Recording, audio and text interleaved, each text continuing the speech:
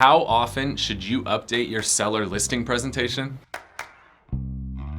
Hey, it's Kyle with Whissel Realty Group and eXp Realty, and today I want to talk a little bit about your listing presentation and how often you should update it. I've talked to some agents who have literally used the exact same listing presentation today that they used 5 years ago, that they used 10 years ago.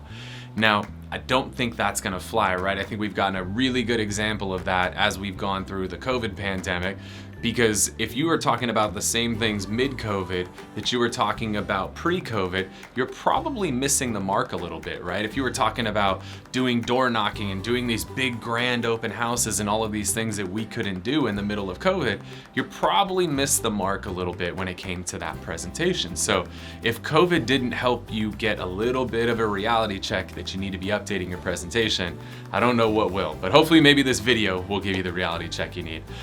You really should be giving your listing presentation an update at least once a year, because a lot of stuff's gonna change. Let's just throw COVID out the window and pretend we're just back in the normal world. The way that marketing is evolving is changing a lot.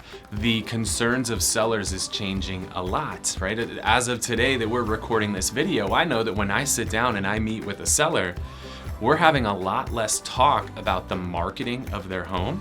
We're having a lot more talk about where they're gonna go and how I'm gonna help them get there. Well, the solutions today are different than they were 5 years ago. We've got iBuyers out there now, right? We can work with one of the big iBuyers, or like within eXp, we have our own iBuyer network that we can tap into.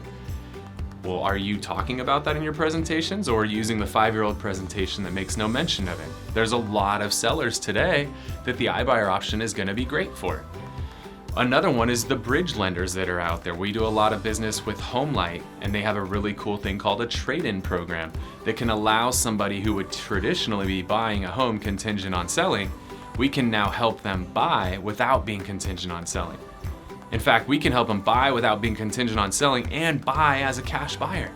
Do you have that in your listing presentation, or are you still using the one from 5 years ago?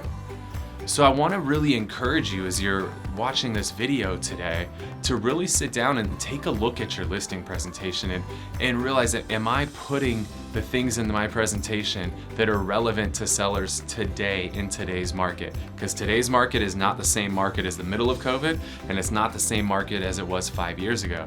So I really want you to think about, what do sellers need? What are sellers asking me about, whether it's on the phone, whether it's on a Zoom presentation, or when I'm sitting down at that living room table? What are the sellers asking me about?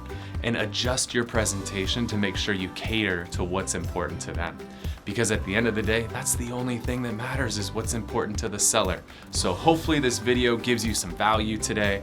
If you'd love to stay connected with us, I'd love for you to join us on thewhisselway.com. You can subscribe to our podcast, our YouTube channel, find out about upcoming events, join our Media Mayor Mastermind course, do all kinds of fun stuff on there. I look forward to connecting with you there. I'm Kyle Whissel with Whissel Realty Group.